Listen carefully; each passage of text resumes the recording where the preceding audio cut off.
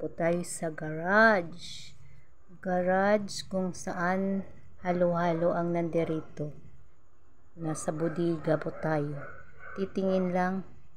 Ang gaganda ng mga upuan. Yan. Ako.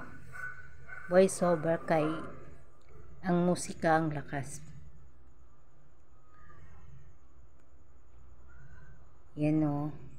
Lahat yan ay hindi ito mga branded. Mura na mga second hand.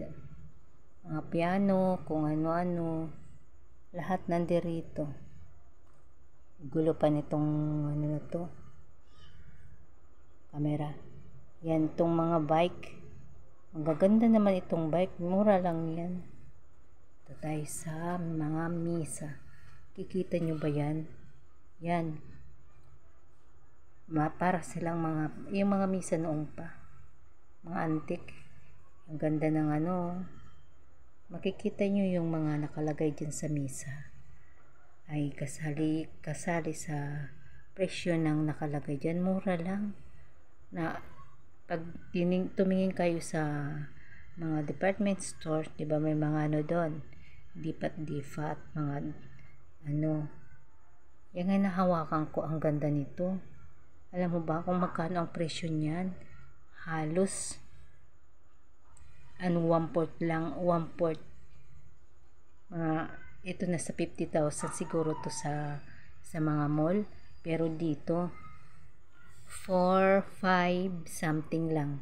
4-seaters na yan. Yan halos lahat dito ay 4-seaters. Pero ang gaganda ng design.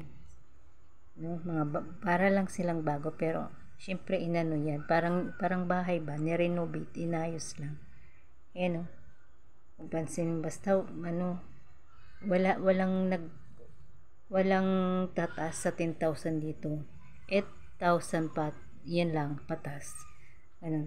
Ito rin parang aparador ng unang panahon pa.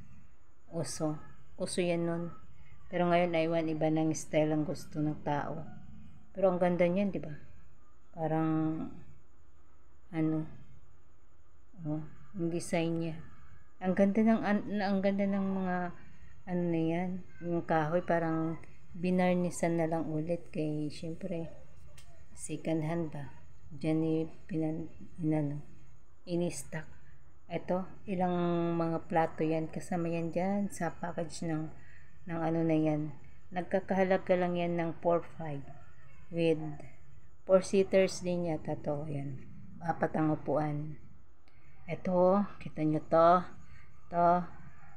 Itong misa to nasa ibabaw ng yung ilalim niya na misa. Ito rin, pinatong lang siya dyan. Misa rin niyang maliit. Pero nagkakahalaga yan lang ng 3,800. Kasama yan, dire-diretso yan dun. Sinikot ko sa kabila. Alam ko, namangha ako. Ang kaganda. Magkano? Kamo, ito. Lahat yan sa isang misa ay nasa 5,000. Hindi ko alam kung magkano ang butal. Basta lahat yan. Mura lang. Bodega kasi dito. Lahat. Tapos ikaw pa ang mag-ano nito. Hindi to pre-delivery ha. Ikaw ang magkakarga yun sa papunta sa bahay mo. Parang mga sinauna din ng plato, Lahat sila dito papunta rin.